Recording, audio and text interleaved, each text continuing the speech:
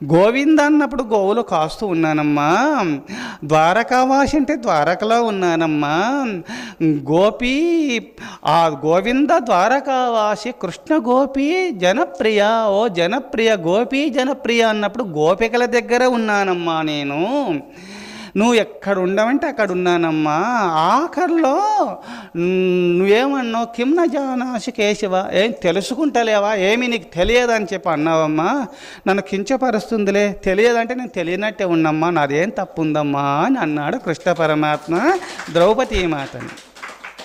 సరే, నేను రాలేదు, నాది తప్పు కాదు, నువ్వు ఎట్లా ఆడమంటే నేను అట్లా ఆడినానమ్మా, నాదేం తప్పు, మరి ఎలా వచ్చినాను చెప్పు అని అడిగినాడు. అమ్మా రెండోసారి ప్రార్థన చేసింది ద్రౌపది. కృష్ణ కృష్ణ మహాయోగిన్ విశ్వాత్మను విశ్వభావన ప్రసన్నాం పాహి గోవింద కురు మధ్యే వశీదతిం.